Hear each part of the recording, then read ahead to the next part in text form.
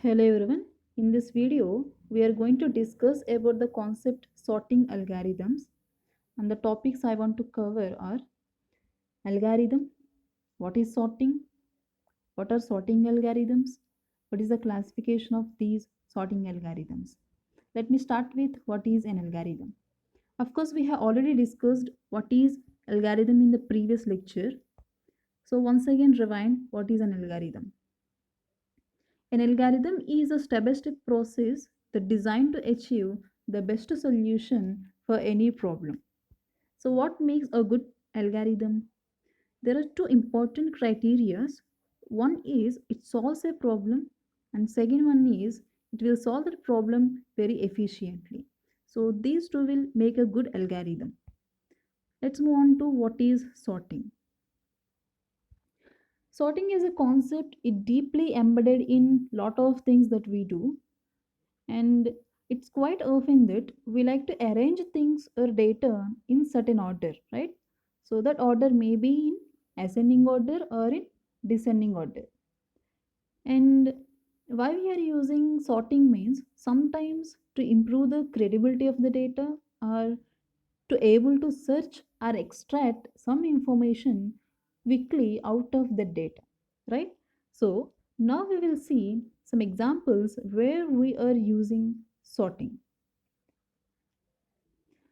For example, when we play a card game, even though we are having less number of cards in our hand, we would like to keep our hand of cards sorted, either in increasing order or in decreasing order. So let's say these are our hands of cards which are in unsorted array. Sorry, unsorted numbering. Okay. So which are in unsorted numbering. Now I would like to arrange them. I would like to rearrange them in the increasing order of rank. Then we will get the bunch of cards in sorted order. So let me take the next example. When we go to e-commerce site to order a book, then the site gives these options like price low to high, price high to low, average customer review, and so on. And we can sort the option by using price low to high or price high to low, or using the star rating. So, and the one more example where we are using sorting means when we are searching a word in a dictionary also, we are using the concept called sorting. So these are the simple examples where we are using sorting. So now we will see what is the definition of this sorting. Sorting is arranging the elements in a list or collection in increasing or decreasing order of some property. And the list should be homogeneous. That is, all the elements in the list should be of same type. If the list is having integers, that array should be in integers only. Otherwise, if the array is having only characters, the entire array should be in characters only. So that is what homogeneous. To study sorting algorithms, mostly we use list of integers, and typically we sort the list of integers in increasing order of value. So mostly we are using integers only, so that we will rearrange in increasing order of value only. So let me take an example.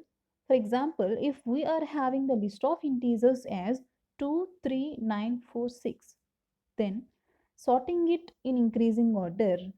So that means rearranging the list in increasing order. So then the list is like this. After rearranging the given list in increasing order, so we will get the values as 2, 3, 4, 6, 9.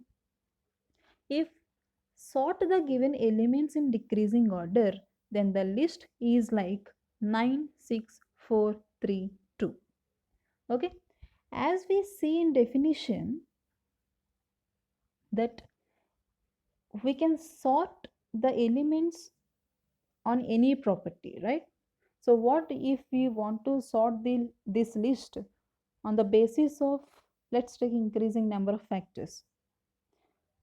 Okay, so the number with lesser number factors is towards the beginning of the list. Okay, so if we are taking increasing number of factors property, then the number with lesser number of factors is at the beginning of the list. If you see, the first number is 2. The 2 is having only two factors. What are those? 1 and 2 itself, right? And 3 is having only two factors. What are those? 1 and 3 itself. And the next number 9, the 9 has got only three factors. Those are 1, 3, 9 itself. And the next number 4, the 4 has got three factors, 1, 2, 4 itself. And the last number 6, the 6 has got four factors, 1, 2, 3, 6 itself.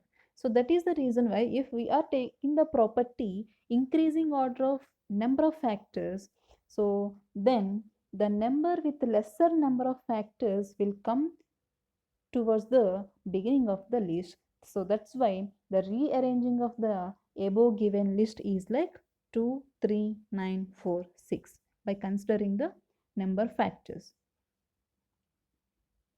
So we may want to sort the list of strings or words in lexicographical order also. So let's see the example on strings.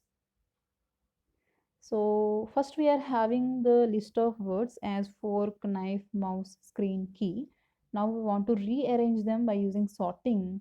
So it can be arranged in fork, key, knife, mouse, and screen.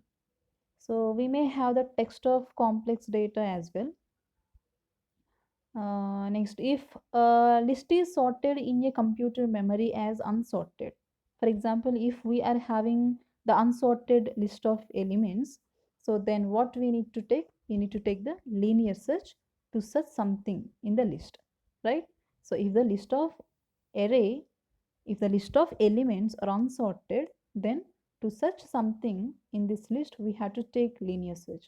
In linear search, we start at the first element in the list and keep scanning the whole list until we get the element that we are looking for. So in the worst case, when an element will not be there in the list, we will compare it with all the elements in the list. Okay, so if there are n number of elements in the list, then we make n comparisons in the worst case. So as we already discussed about the linear search in the previous lectures, so we know that to search something in the unsorted elements, we are taking the linear search, and the linear search will start at the first element in the list, and it will keep on scanning the whole list until we get the element that we are looking for. So what we need to do, if we are not finding any element in the list, then we need to compare it with all the elements in the list. So we are having the complexity of this linear search as order of n, the worst case time complexity. So what if we are having the sorted elements of array? So then we need to take the binary search, right? If the list is small and sorted, we can use binary search. And with binary search, if the size of list is equal to n, and it will take log n comparisons to perform a search, that we have already discussed in the previous lecture. Now we'll see what are the sorting algorithms we are having. So we are having the number of sorting algorithms to arrange the elements in particular order, either in increasing or decreasing.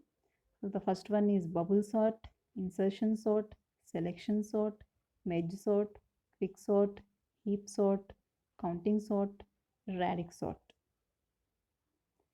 This is not all. There are more. You can imagine how sorting is important by seeing all the sorting algorithms, right?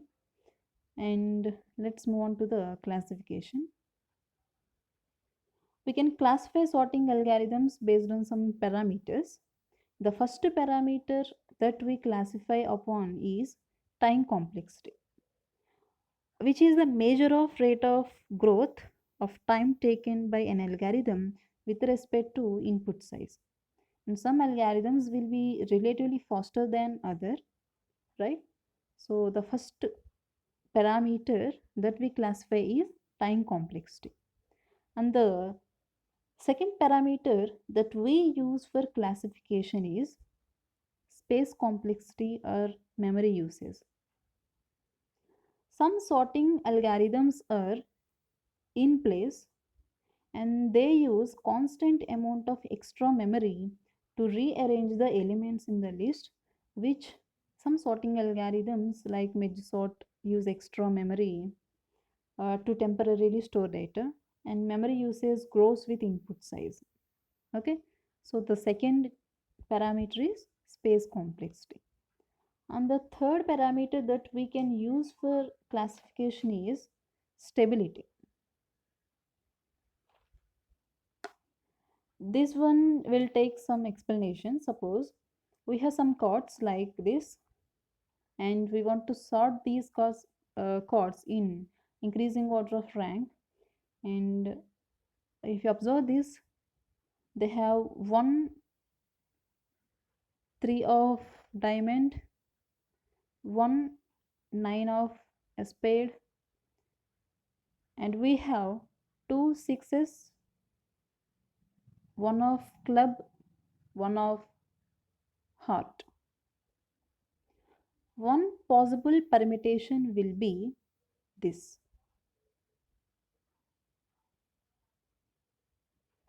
We can sort by rank, but if you see in the original list, 6 of club was coming earlier than 6 of heart.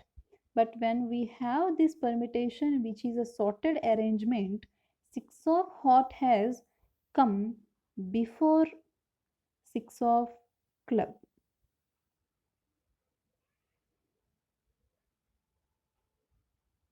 A stable sorting algorithm in the case of equality of key or the property upon which we are sorting preserves the relative order of elements. So if the key is equal and the element come before in the original list, it will also come before on the sorted list only. So if you are using stable sorting algorithm, it guarantees that if we will use a stable sorting algorithm, we will get this particular permutation where 6 of club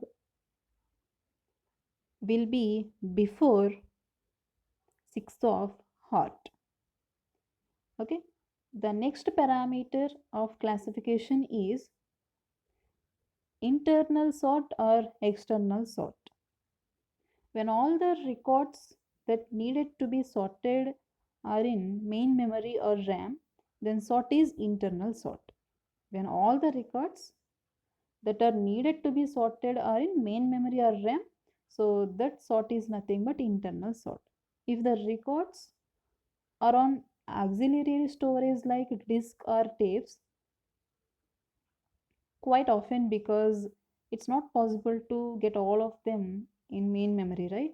So in such sort is known as external sort. If the records are in any auxiliary storage like disk and tapes, so the type of sort is nothing but external sort. So there is one more parameter to classify, so that is recursive or non-recursive. Some sorting algorithms like quicksort, mergesort are recursive, while others like insertion, selection are non-recursive. So we will study all these parameters in detail as we will study these individual algorithms. So we have 5 classification parameters. Okay, the first one is time complexity, space complexity, the third one is stability, and fourth one is internal sort or external sort, and the fifth one and the last one is recursive or non-recursive. So don't worry, we'll study all these properties in detail as we will study these individual algorithms. So this is it for basic introduction. Thanks for watching.